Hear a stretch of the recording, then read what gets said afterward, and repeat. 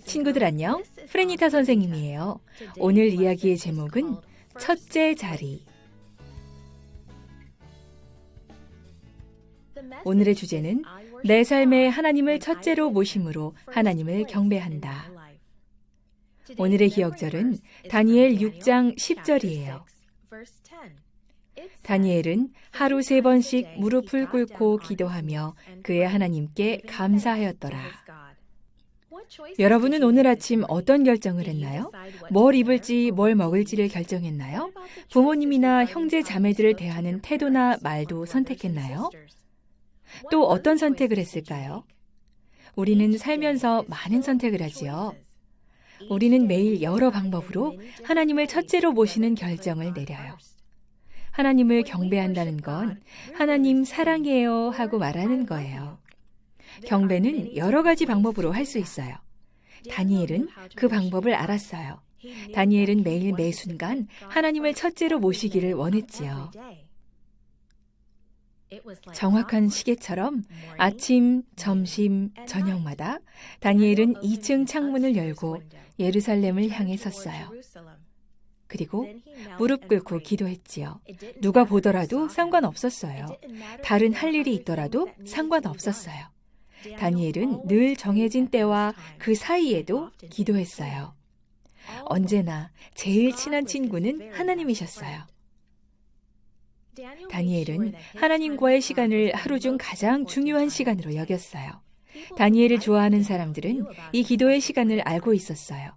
다니엘을 싫어하는 사람들도 특별한 기도 시간에 대해서 알았죠. 바벨론의 새 왕이 된 다리오 왕은 나라를 작게 나누어 그 작은 부분을 다스릴 사람들을 찾았어요. 그래서 120명의 고관을 뽑았어요. 그 다음 고관들을 다스릴 총리 3명을 임명했어요. 그중 한 명으로 다니엘이 뽑혔지요. 예전에 왕은 다니엘에게 다른 총리들을 감독하는 일을 맡기려고 한 적이 있었어요. 다니엘이 일을 잘하니까요. 그래서 다른 두 총리들과 고관들은 셈이 났어요. 아주 많이 셈이 났어요. 그들은 너무 셈이 난 나머지 다니엘의 안 좋은 점을 뭐라도 찾아서 왕에게 이르고 싶었어요. 다니엘은 정말 희한해요. 한 고관이 투덜거렸어요. 충직하고 신실하고 정직해요. 흠잡을 게 하나도 없단 말이오. 정말 마음에 안 들어. 잠깐, 저기 다니엘이 기도하고 있군. 바로 지금 말이오. 다른 고관이 말했어요. 허허허, 여러분, 우리가 찾던 게 바로 저거예요. 나한테 좋은 생각이 있어. 그 고관은 재빨리 자기의 계획을 설명했어요. 고관들은 서둘러 다리오 왕에게 갔어요. 오, 위대한 왕이시여, 고관들이 말했어요. 왕께 영광을 돌릴 수 있는 새 법을 만들려고 합니다.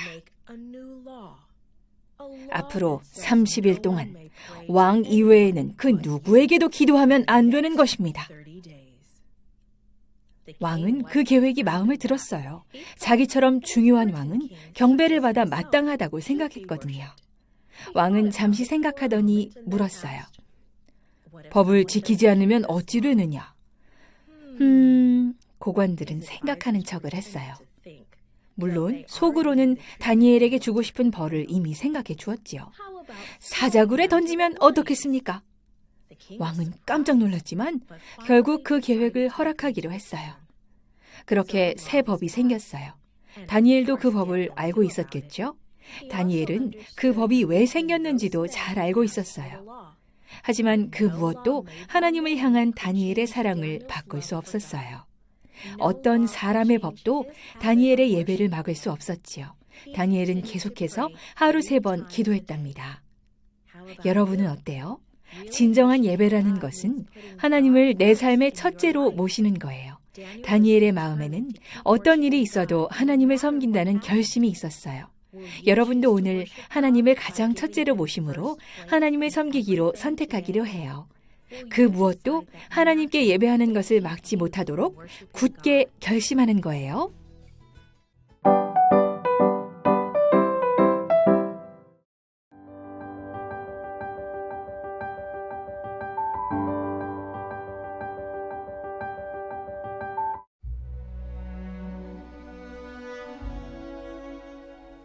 10살 난 개구쟁이 리카르도는 울타리를 뛰어넘다 불의의 사고를 당했습니다. 튀어나온 철사에 옷자락이 걸리는 바람에 땅바닥에 머리를 부딪힌 것입니다. 사고 이후 아이의 시력이 점점 약해졌습니다. 칠판의 글씨가 흐릿해지더니 나중에는 맨 앞자리에서도 글씨가 잘 보이지 않았습니다. 결국 학교에서는 맹인을 가르칠 수 없다며 아이를 퇴학시켰습니다. 좋다는 병원을 다 찾아가 봤지만 영영 시력이 돌아오지 않을 것이라는 진단뿐이었습니다. 이제 이 어린 소녀는 축구도 자전거를 타는 것도 친구들과 뛰어노는 것도 못하게 되었습니다. 친구들은 앞을 보지 못하는 리카르도를 놀려댔습니다. 철없는 아이들의 악이 없는 놀림이었지만 리카르도의 여린 마음에는 감당할 수 없는 상처가 되었습니다. 그러던 어느 날 재림교회의 개척대장이던 사촌형이 리카르도를 개척대 소풍에 데려갔습니다.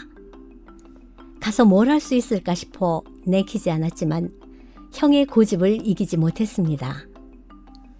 하지만 예상과는 달리 리카르도는 정말 즐겁고 신나는 시간을 보냈습니다. 아이는 기꺼이 개척대에 가입했고 오래지 않아 침례를 받기로 결심했습니다. 그런데 한 가지 문제가 생겼습니다. 침례를 받으려면 10계명을 모두 외워야 했는데 리카르도는 성경을 읽을 수조차 없었습니다. 낙담에 빠진 소년을 어머니는 격려해 주셨습니다.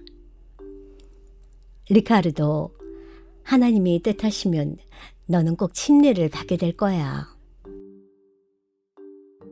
누나가 동생의 지원군으로 나섰습니다. 누나는 앞을 못 보는 동생이 10계명을 모두 외울 때까지 구절구절을 반복해 읽어주었습니다. 금요일 저녁 다시 침례 예비반이 열렸습니다. 자, 누가 가장 먼저 10계명을 암송하시겠습니까? 다들 숨을 죽인 가운데 리카르도가 손을 번쩍 들었습니다. 리카르도는 10계명을 완벽하게 암송했습니다. 모두들 소년의 의지와 노력을 크게 칭찬했습니다. 바로 다음 날 안식일 아침 리카르도는 침례를 받았습니다. 얼마 뒤에 안식일 학교에서 선교지 소식 순서를 진행해달라는 부탁이 들어왔습니다. 몇몇 사람들은 다른 사람을 시키는 것이 좋겠다며 반대했습니다. 글을 읽지 못하는데 어떻게 선교지 소식을 맡을 수 있겠어요? 안식일 학교 교장 선생님은 아이를 부드럽게 감싸 안으며 말씀하셨습니다. 사람들이 뭐라고 하는지 다 들었지? 너의 실력을 보여줄 때가 온 것 같구나. 다음 안식일 멋지게 해내는 모습을 기대하고 있을게. 또다시 누나가 도와주었습니다. 리카르도가 선교지 소식 내용을 모두 암기할 때까지 누나는 원고를 반복해 읽어주었습니다. 다음 안식일 리카르도는 자신이 맡은 순서를 완벽히 해냈습니다. 25살의 신학생으로 성장한 리카르도는 개척대 지도 교사로 봉사했으며 앙골라 전역의 교회를 다니며 말씀을 전했습니다. 그가 증거하는 말씀을 듣고 수십 명이 침례를 받았습니다. 이번 기 성도 여러분은 리카르도의 고향인 앙골라 루안다의 학교 건축 사업을 후원하게 될 것입니다. 우리 미래의 동량들이 자라날 배움터를 짓는 이 사업을 위해 함께 기도해 주십시오. 감사합니다.